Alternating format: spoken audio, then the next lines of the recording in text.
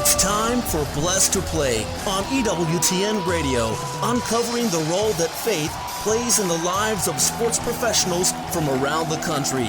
And now, here's your host, Ron Meyer. Meyer, score! My guest today is a priest for the Diocese of Camden in New Jersey. Father Tom Barcellona has been a priest for 20 years, and in addition to his daily parish responsibilities, he's also the chaplain, the Catholic chaplain, to the NFC Champions Philadelphia Eagles. We'll talk to Father Tom about his chaplaincy with the Eagles and his road to the priesthood. Joining us from southern New Jersey is Father Tom Barcellona. Father Tom, welcome to Blessed to Play. Welcome. Thank you. And once again, it's 29 years ordained. 29 years. I misspoke. Yes, a long time. You've been a priest, and I'm sure you're blessing the people that are now at your parish there in Cape May County. But let's talk about this journey. You grew up in Woodbridge, New Jersey. I'm sure you love sports like every other kid did, but talk about just enjoying sports as a kid, and in particular football. Right. Well, football was an enjoyment as any young. Nowadays it's a little bit different with football, with the parents going more towards soccer. But growing up with football was a thing. It was a team game we play. And, it was fun more watching than maybe playing too as well at that point. So, and when I decided to go into the seminary, I went to the seminary up into Scranton, the University of Scranton. We lived in Pius X Seminary up in Dalton, PA, and then we commuted down to Scranton for 4 years down there. We had Sandlock football that we played there a little bit on that point too as well. Being in the seminary in Scranton and this journey to the priesthood, when did you first have the inclination or the desire to at least look into perhaps becoming a priest? How early was that for you? Well, I guess, that's a question that's asked many times. I wouldn't say there's one specific time, but I think I was very close to the church, close to the priesthood in my parish as well. And I guess in high school, when you're trying to make life decisions, to do that, and I didn't go in right after high school. I went in at 26 years old is when I started. So I was in the business world for a little bit on that point beforehand. And it's just a sense that, you feel that drive or you feel that call, or that's something special in that way too as well, where you feel that comfort in church too as well, as I'm becoming part of church too as well. Now, as I mentioned, you're a priest in the Diocese of Camden, and for our listeners, that is in the southern part of New Jersey, but very close to Philadelphia. In fact, you had other parish assignments, and I don't know how this Philadelphia Eagles chaplaincy opened up, but tell us how this came to fruition. Okay. Well, yeah, we're the lower 6 counties in the state of New Jersey, Camden Diocese, and literally we share bridges from to Philadelphia. And what happened was I was at a retreat house. I was running a retreat house in Camden, Pius X Retreat House, and who is now Bishop Cecchio. He was Monsignor Cecchio at that time. Was called back to Rome to the North American College, and he was the chaplain at the time. And when he left, got to know people over there through him. They asked me to take over the chaplaincy on that point, and that's 20 years ago. It was 03. And I guess the rest, they say, is history on that point. Blessed to Play, Ron Meyer. We're chatting today with Father Tom Barcellona, 29 years a priest at Diocese of Camden. He's also the chaplain to the NFC Champions Philadelphia Eagles. Fly, Eagles, fly is the motto, and Father Tom knows that pretty well. So let's talk about this chaplaincy. Over 20 years, and you've been to the Super Bowl in Jacksonville. Eagles came up on the short end, but last year was a very special year. Obviously, it came up on the short end, but they made it to the big game. But talk about just being present for the players and what your responsibilities are as a Catholic chaplain for this NFL team. Well, it really has changed, or, almost like a metamorphosis over the 20 years that they've been involved with it. At first, we would have mass at the airport, Philadelphia airport. The team would stay overnight on Saturday before the game, so the home games. And that was a little bit different on that point. You're going in there and you're in a room, a special room, like almost a banquet room. Would you have mass? And I guess there was always about 15, 20 people for mass at that point too as well, coming in there. And definitely mass is the night before. That's always been the process here at the Eagles. You do the night before the home games. Mm-hmm. So, like tomorrow night, I'll go over, which has changed now. We're out at the airport. We're actually in the Nova Center now. I'll go over there for mass at 6:30 tomorrow night. So we'll have mass at 6:30 tomorrow night, and then they'll play the preseason game on Thursday. And it plays out that we're there for mass time. If anyone wants to go to confession beforehand, I always stay and have dinner with the players and the coaches too as well, either before or after the match. I stay a little bit over there at that point. And during the many years, as that things would be baptized children, or sometimes there's some woes, or even sometimes dealing with death with a parent or a friend. So you're just there in sense of counseling in the priestly way on that point. I guess that's a great way of saying it. Yeah, it's sort of a parish community or another parish community, and you're obviously meeting the spiritual needs of these men and perhaps even staff members as well. But talk about some of the players that you developed relationships with over these 20 years. Obviously Reggie White was a big presence there, the Minister of Defense, in fact, and Donovan McNabb. You had a number of coaches that have come through, but talk about some of those relationships that were formed. Yeah, well, I mean, I don't mention names, so that's what I won't mention name on that point. So many times I'm asked who comes to mass, who doesn't come to mass, and if I learned something over the 20 years, is not to be a name dropper on that point, but yeah, very much relationship. There's a few there, minor coaches and the staff members that really I started with them 20 years ago. They're still present over there. The players come and they go too as well.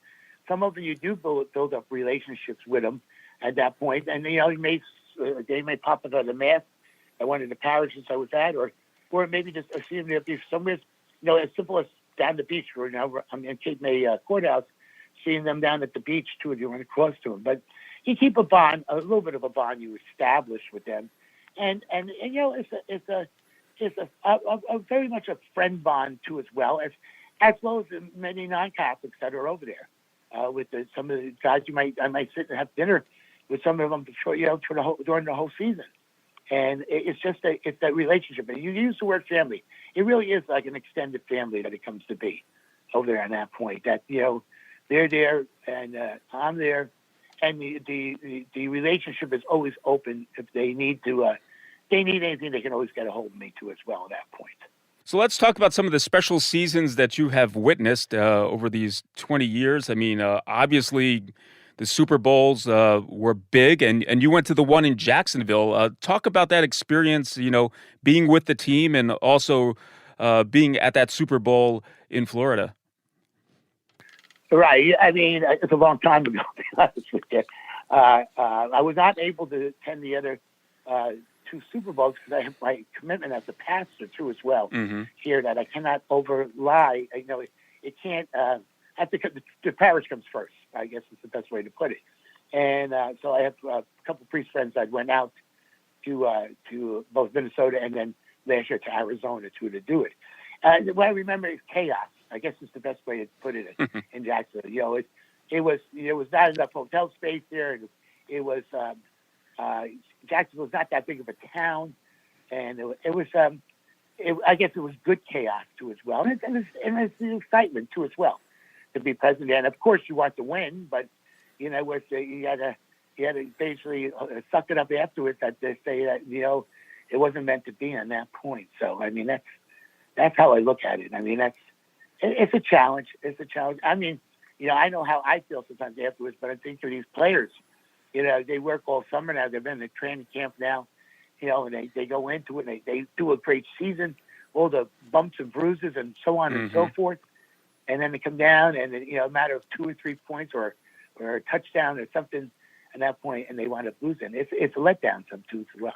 Yeah, I think many fans don't realize the life of a professional athlete. It could be very volatile. I mean, obviously, there's some that have a lot of longevity. I think the average span of an NFL player is a little bit over 3 years, so it's not very long, and it could be cut short with injury. And there's trades, and they could get cut. So they're in a situation where their life could change immediately. Do you find out that's where you come in handy when they need some counseling?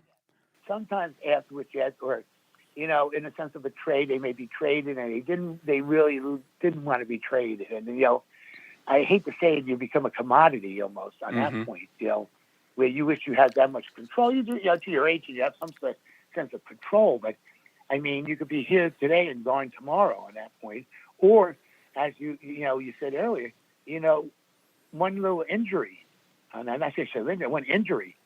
That it could change your life. What you're used to and what you're part of could change for the rest of your life too, as well. And that's split second at that point. And we saw injuries last year. Many times we saw many injuries that really, it really stopped them. I mean, it stopped them in their tracks.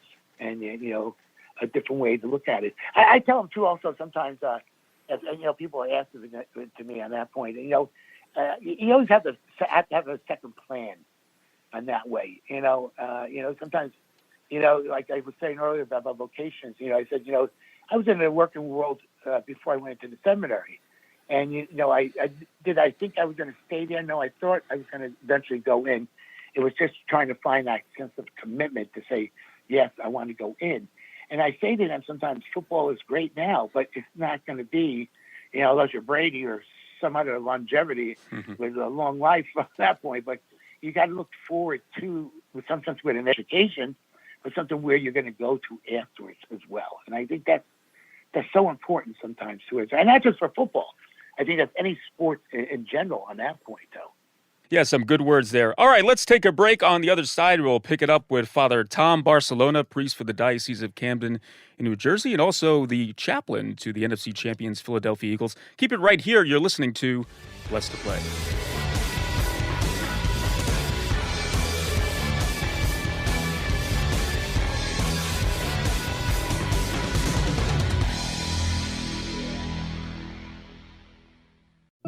A prayer for the holy souls in purgatory. God, our Creator and Redeemer, by your power Christ conquered death and returned to you in glory. May all your people who have gone before us in faith share his victory and enjoy the vision of your glory forever. We ask this through Christ our Lord. Amen.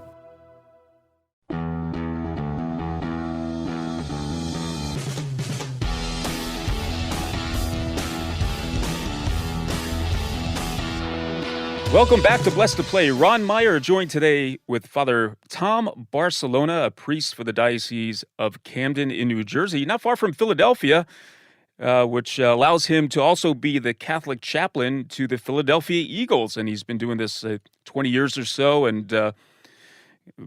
got to attend the Super Bowl in Jacksonville, and of course have seen many teams, many players coming out. He provides a great service to the club, the sacraments, in fact. Saying mass for the team and being there for counseling, confessions, and so on and so forth, as he talked about in the first half of the show.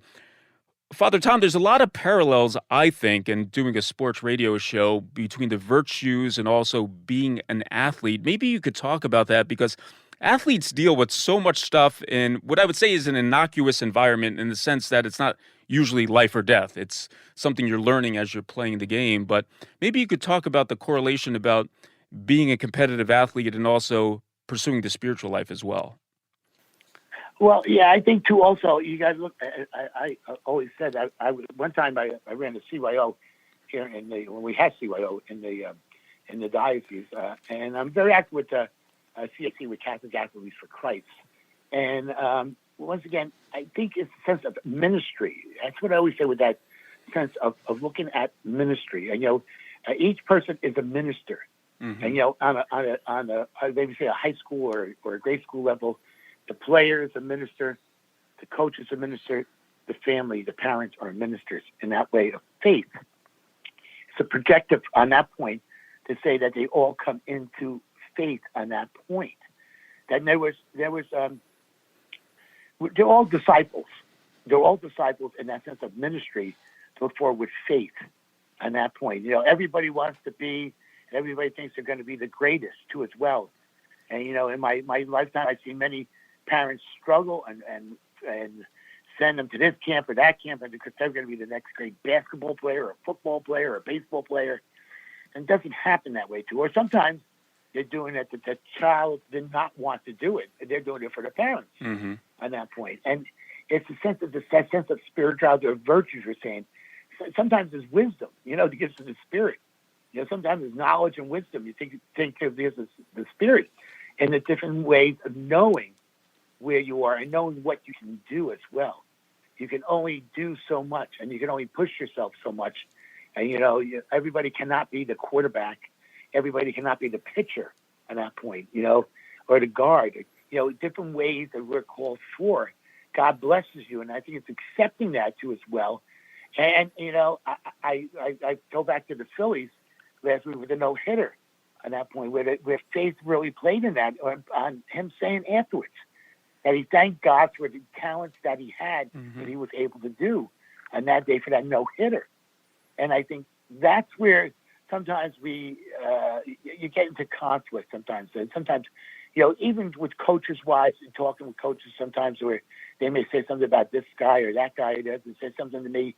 And it's the challenge that, once again, you have to look through, you're looking through rose-colored glasses sometimes, but sometimes you got to really make the step back, or almost mind of wine of being maybe the father figure in that point with these young guys coming out. You think about the young guys coming out in any sports. I mean, at 20, 21 years of age, 22 years of age, and millions and millions and millions of dollars. And, it's mind-boggling sometimes at that point. But, to get into the way to know what is and, what you can do and how you can do it as well at that point. So yeah, that's a great point, because I know that a lot of these players are very young, and as you mentioned, they're coming in with a ton of money now. They're signed a big contract, and that head coach or the coaches on the team could be a father figure or just a guide for them to get through life. They're so young and fragile at that point, and the whole world is right in front of them, and with all the allures, temptations, so on and so forth. Which brings me to some practical advice for young athletes, because we're living in a sports crazy culture, as you know, and you mentioned before about the young athlete trying to pursue a scholarship in sports, which is not bad in and of itself, but obviously we need to put God first in all things. So how does the young athlete pragmatically pursue competitiveness, pursue the best that they can be athletically, but also keeping God at the center? That's $1 million question. Let me tell you how much. You can write a couple books on that one. I don't know if I have the right answer or the correct answer for that too as well. I mean, it's faith-driven sometimes, but you see the choices here, and I see as a pastor, I've been seeing it as a pastor over the last 30 years, the change of sometimes where Sunday was the family day. Come and basically celebrate liturgy as a faith-filled day, to take time to be together, to pray together. But I would say over the last 10, 15 years ago now, even with the young kids, these sports, and it's not just sports. I mean, it might be dance or it might be something else on that point, has really bumped out almost Sunday being the family day, being the day to come to worship, to come the day to come to pray and to be with God too as well. So I'm just saying it's a loaded question at that point. How do you do it? You promote it. Sometimes you don't want to make it mandatory. Like sometimes the sacrament years, they made a lot of stuff mandatory, but sometimes the mandatory things sometimes can turn people away too also. And we want to evangelize. We want to be there to evangelize to them, to say, come, let's sit down and talk, and maybe there's a different way, a different approach that we can go about doing it as well. And I think that plays within the family. It plays within sports too as well on that point. And as I said earlier, they're gung-ho coming in very young. But sometimes they have to look up to the older players that are there too as well. Maybe the one guy that's, maybe a tackle or center and has 10, 15 years experience, and not so much saying that, you walk around with your chest blown out saying, oh, I'm good. I got this, I got that. But sometimes it's the commonality or the commonness of the people to come together in that faith way. The trust, I think the word trust comes in there. To trust them too as well in that point. From your observations, and a football team is one of the consummate team sports. You have to be in unison just to get a playoff, or you go off sides, especially on the offensive side. But how important is that spiritual bond amongst players for team chemistry? Because this doesn't get talked about in the secular media, but after the game, you see both teams coming together in the middle of the field and have a prayer, but it doesn't get talked about, like I mentioned. But how important is that to the life of an NFL team? Well, it's just not an NFL. I think it's all team-wise. You'll see where, but basically, I've seen it in the locker room too beforehand, as well as a simple prayer, whether it's a college game or a high school game, the sense of prayer that's said beforehand. And once again, in the sense of thanksgiving coming back at the end, no matter what the outcome was. But it's that sense of unity. It's a team sport. You just said it. It's a team sport. It's not an individual sport.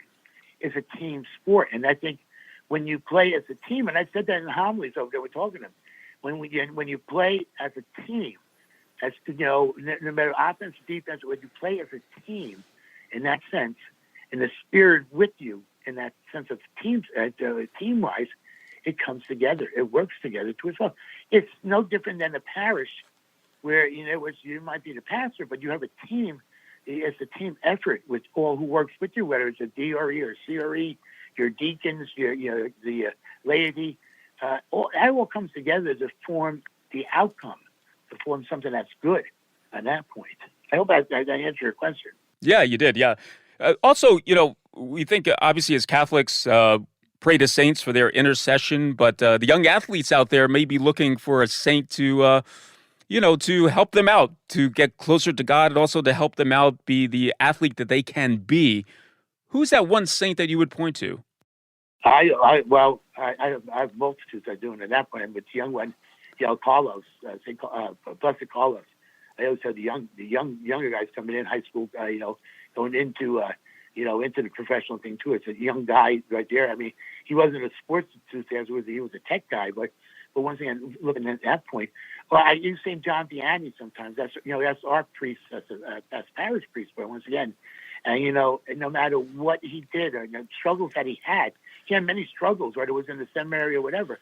But he still found his place. He still found God, or the sense of people, and sitting down with confession every day, night, summer, winter, and that point. He's a good guy that offers the challenge in that way. And then you can go into other saints. I mean, you can list the whole saints, and they read Akasha for for hopeless causes sometimes. At that point, that's an outreach to do it. Or I mean, Joseph as the stepfather of Christ as well. There was he was basically the secondary player in that point on that thing with the, not to take second stance to the Blessed Mother, but there's so many different saints and different ways to do it.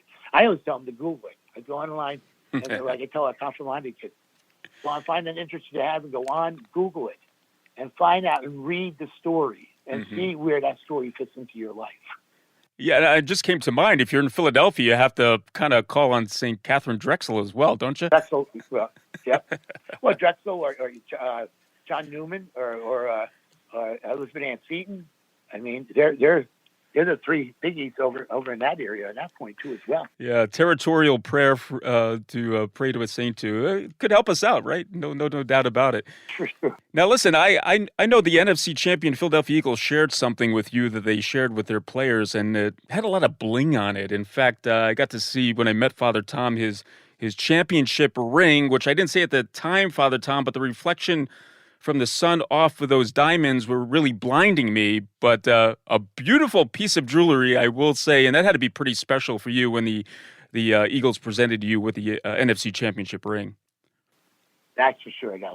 I've been blessed to be able to have the Super Bowl ring and as well as the championship ring too as well. And that championship ring was a little bit of a surprise as well. Both times calling and saying that I was going to wind up getting one. Never in my life would I ever think I have a Super Bowl ring at that point. And, I don't wear jewelry, so, it becomes more of a conversation piece than anything on that point. But it makes me feel good because I think I'm appreciated with that little gesture on that point. That you're part of the group. You're not it's an outsider looking in, but you become part of the team as well on that point. So. Yeah, indeed. And if we see Father Tom on the sidelines during a game, are you sweating it out with the team? Are you emotionally into the game? What is your demeanor during the course of watching the Eagles play? It's, they play a lot of 1:00 games. And as a pastor, it's very tough because we have baptisms on Sunday. So the early afternoon games, I'm usually catching it on the second, after halftime. But it is exciting sometimes. And sometimes, it's great to be at the field, but sometimes it's just as great to sit in your living room, too, and watch it sometimes in silence that you can hear different things. And you pray that they may win, too, as well. Well, God answered your prayers for wins last year quite abundantly, and we'll see what happens during the 2023 season. Well, Father Tom Barcellona has been our guest. As I mentioned, he's a priest in the Diocese of Camden and also the Catholic chaplain to the NFC Champions Philadelphia Eagles. Father Tom, thanks so much for carving out some time on what is a busy day for you, and we know that, and talk a little bit about sports, but also your journey into the priesthood. Thanks so much for coming on Blessed to Play. All right. God bless you, and thank you for the interview, too, as well. May you be at peace.